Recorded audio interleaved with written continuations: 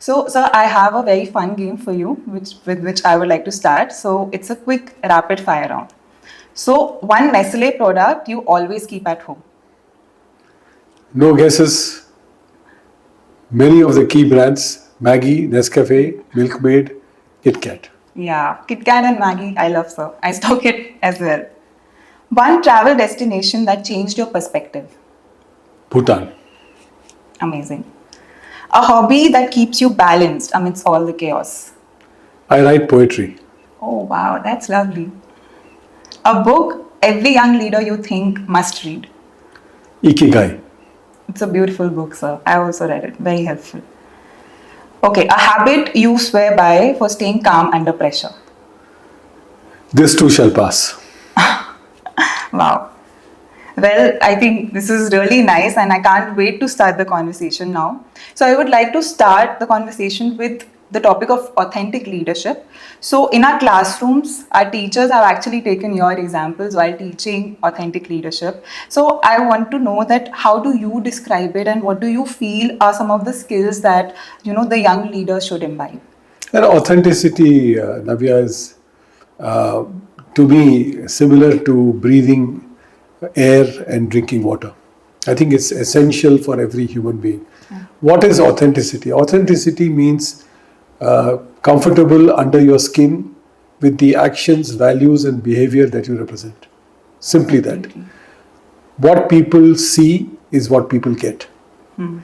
That is the fundamental principle of authenticity. And I think we are losing it in this world of social media pressures, of pressures to succeed, pressures to do well in everything that we do, the competitive urge to stay ahead of the game. I think we are losing the spirit of being authentic. And Navya, it's very clear. Within the first 20 seconds, you would have figured out whether I'm authentic or not.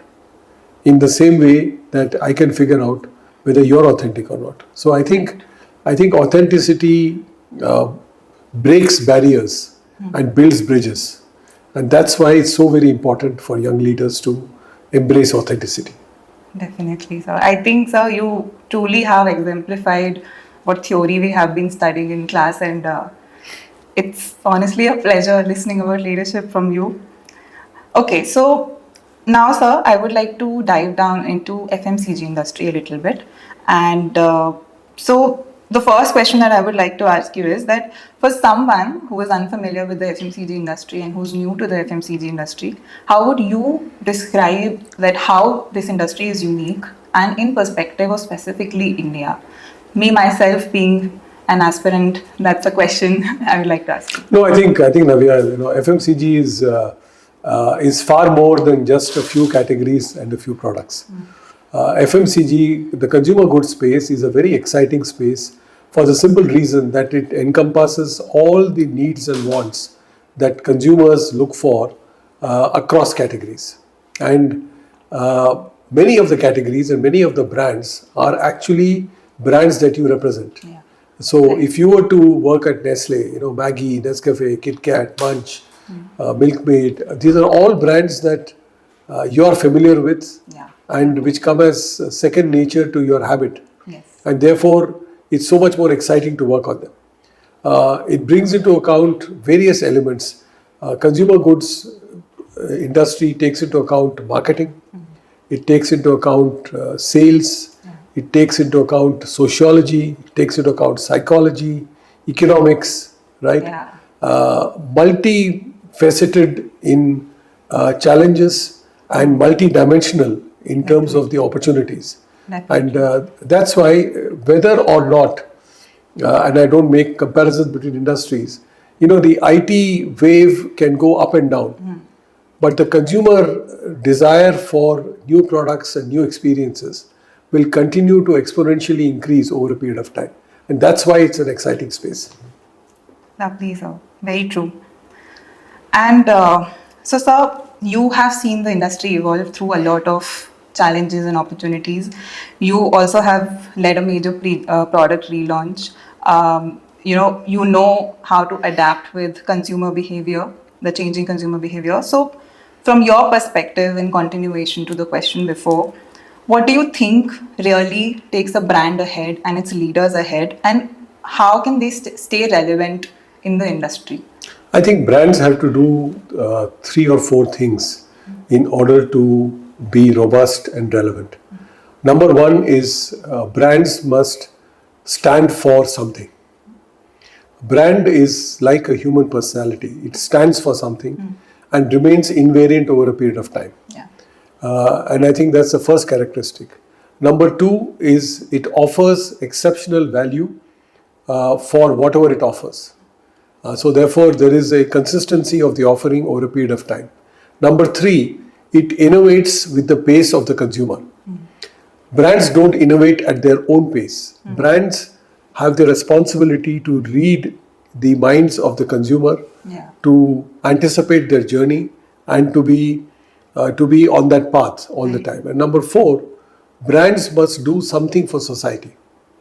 There must be a payoff for a brand that participates in the consumer dictionary, because ultimately the consumer must say, this is a brand that is me, this is a brand that gives me great value, this is a brand that gives innovation that is relevant and surprising to me, and this is a brand that does something for the environment and society that is important to me.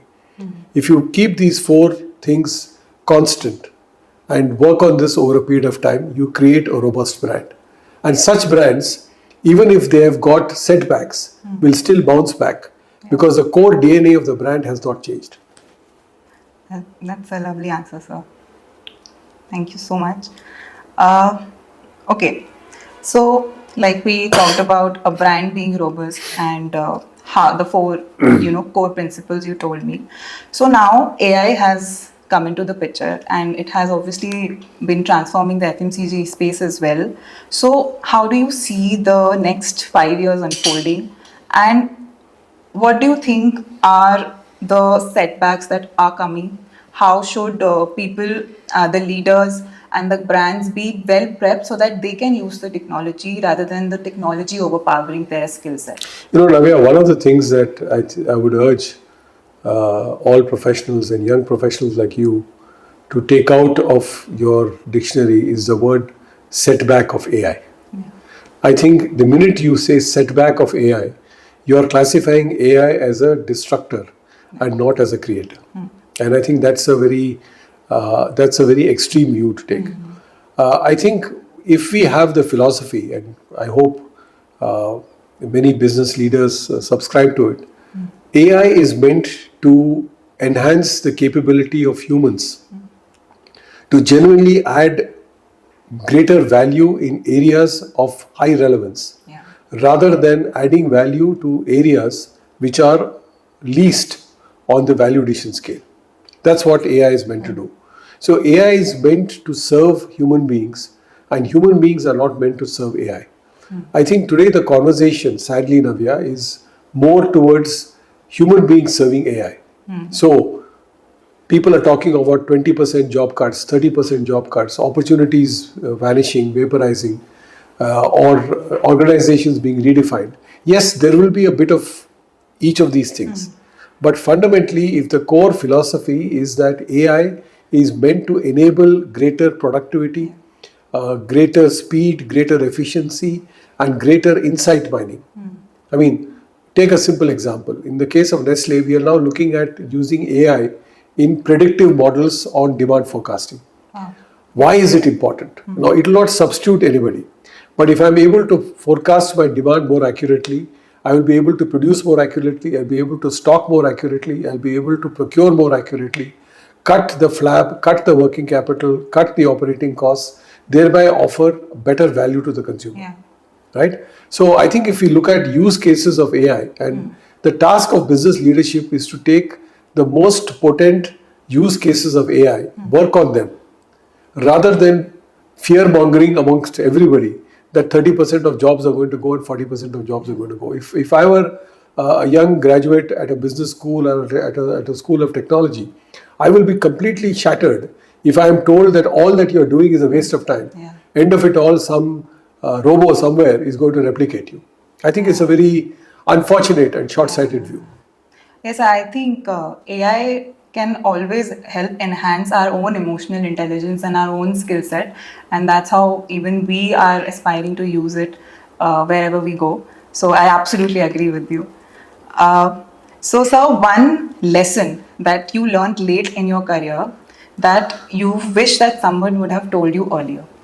Look, I think one of the things, one of the privileges I've had in a long career, Navya, has been to develop many leaders and to see many young buds flower into beautiful flowers and then become even bigger than the gardener that originally helped them. So I have had a lot of pleasure in seeing that.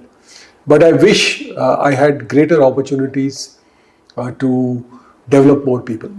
I think I've developed a good number of people, but I somehow feel I should have done more. And sometimes it is either self doubt that can I develop so many people. Sometimes it's organizational fear that if I start developing too many people, will the organization feel that he's creating favorites, right? So that's a lesson that has sadly come to me late in life. But I do hope in my second innings I'm able to help more people to develop into better leaders. That's amazing, sir. I actually read in one of your interviews where you said that you're interested in teaching, preschool students. So, like, I would like to ask you, as your next chapter, what are your plans? And if you plan to come to XLRI as a professor, what subject would you like to teach us? Look, I think it's presumptuous of me to talk about XLRI as a professor. I mean, there are professors here who are highly qualified and highly reputed in the academic field. But I think I really would like to teach because I have perspectives and lessons to offer. I don't have curriculum to take. Right. I can never replace a professor in terms of course content because Definitely. I don't have the capability of doing that. But I think courses on leadership, courses on environment and crisis management, courses on strategy, making strategy work, right? Pitfalls in planning, right? Numerous little things I could string together. Yeah, and I heard you've been called as the albatross. So I think crisis management is definitely Yeah, your forte. that's a bit of it, Navya. I mean, सबकी अपनी अपनी कुंडली होती है. My horoscope seems to have veered towards crisis, right? Right from a young, my first assignment was a crisis, and my last assignment also, when I started it, was a crisis. So I think, but I've come out stronger, and I think the organizations that I have had the privilege of leading have also done better. So that's the advantage of coming out of a crisis Yeah. and being in a crisis. No, definitely, sir. Like, and I was reading through, I was left absolutely inspired by your journey. Like, every role that you took up, be it, your first role or the role in Egypt, the way you were called back to India from the Philippines, it was just too good to read and then being able to come and interview you. Navya, it's too good to read now, but when I was going through it, it was pretty painful. Huh? I know, Because definitely. you are happily based in Philippines, and suddenly you're told, please go back to India because there's a full-blown crisis. Yeah. You only think to yourself, जैसे कि 3 lakh employees हैं इस company के, क्या मैं एक ही मिला? Yeah. Why should I be the only one? But then that's a call of duty, and I'm happy I didn't think twice before coming back because I owe a lot to this team. My formative years as a sales director were in Nestlé India. Yeah. So I owe a lot to this team. I owe a lot to its people. And even today, when I retire, there are people who come to see me here. They've come to the campus to greet me, and they've come to Ranchi to greet me. That's the equity that I have earned with them, and that's what I'm truly grateful for.